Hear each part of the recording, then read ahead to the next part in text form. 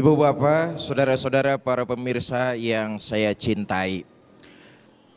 Di dalam pikiran si penggembala, perang antara dua kutub. Satu sisi mengajak kebaikan, satu sisi mengajak kepada keburukan. Perang batin di dalam hati si anak ini. Lalu kemudian si penggembala kemudian akhirnya berkata, Pak, memang benar kalau kita transaksi di sini tidak ada orang yang tahu peristiwa ini.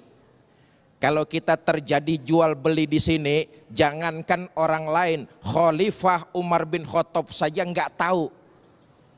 Padahal nih yang ngajakin transaksi presidennya. Tapi dasar penggembala kagak pernah ngelihat TV. Nggak tahu mukanya khalifah kayak apa. Bener kalau kita transaksi orang lain nggak tahu, jangan orang lain. Khalifah Umar bin Khattab nggak bakalan tahu.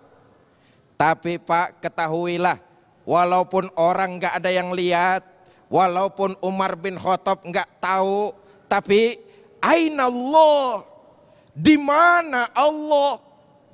Allah pasti akan melihat perbuatan saya, bagaimanapun kecilnya, saya tidak akan lolos di pengadilan Allah akhirat nanti. Sebab itu kalau Bapak mau transaksi, transaksilah dengan majikan saya.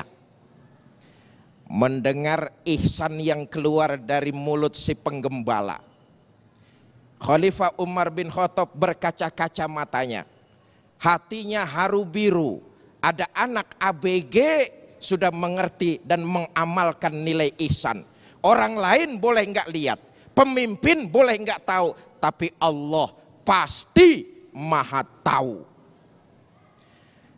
Ibu bapak, saudara-saudara kaum muslimin yang saya hormati, Allah melihat kalau kita berbuat kebaikan, seolah-olah kita melihat Allah menyaksikan perbuatan kita.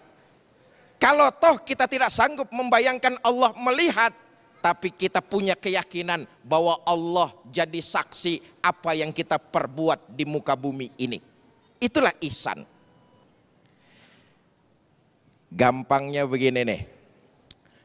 Kalau orang berbuat baik sama kita, kita balas lagi dengan kebaikan, itu sih emang kudunya. Orang berbuat baik sama kita, kita balas dengan kebaikan, memang harus. Tapi yang namanya ihsan, orang jahat sama kita, kita berbuat baik, itu ihsan tuh.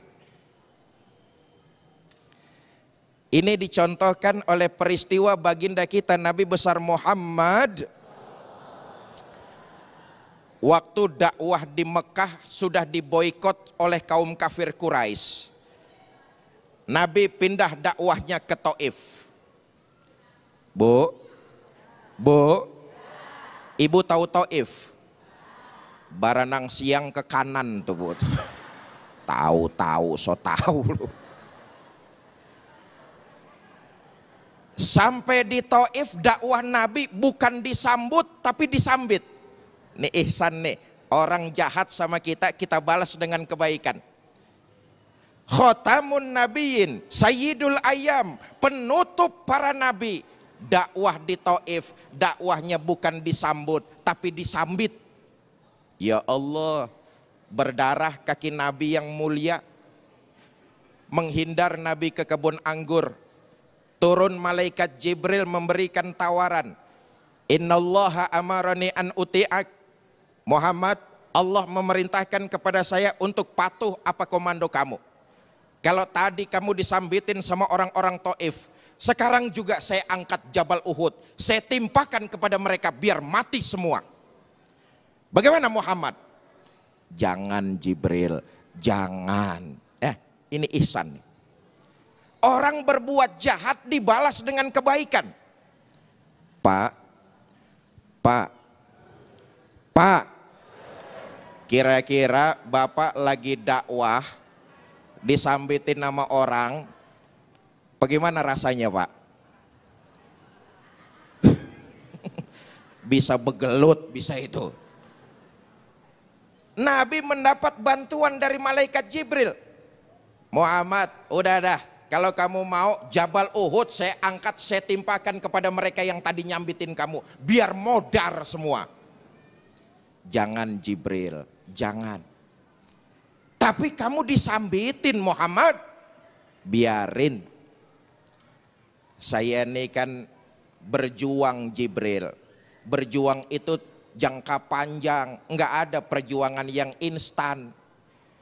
Kalau 75 tahun perusahaan Bakri mengabdi kepada negara, kepada bangsa, itu karena perjalanannya memang begitu panjang.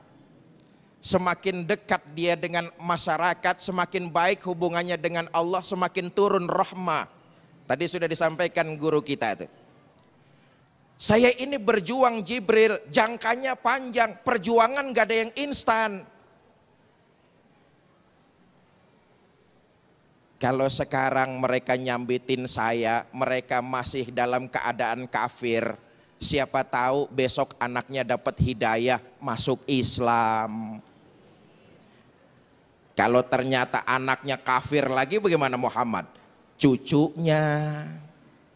Perjuangan itu kan jalannya panjang. Susah Muhammad, susah. Susah bagaimana? Anak sih umumnya ngikutin bapak. Biasanya kalau bapak kalong, anak kampret. Kalau bapak nyolong, anak nyopet. Fil abna, anak sih bagaimana bapaknya? Enggak juga Jibril, enggak juga. Ya sudah, kamu maunya apa Muhammad? Saya mau doa kepada Allah. Lihat nih ihsan diajarkan oleh baginda kita nih. Disambitin, yang nyambitin malah didoain. Doanya bagus. Allahumma hdi qaumin fa innahum la ya'lamun. Ya Allah, berikan mereka hidayah karena sesungguhnya mereka enggak tahu. Saya tanya bapak-bapak nih, Pak,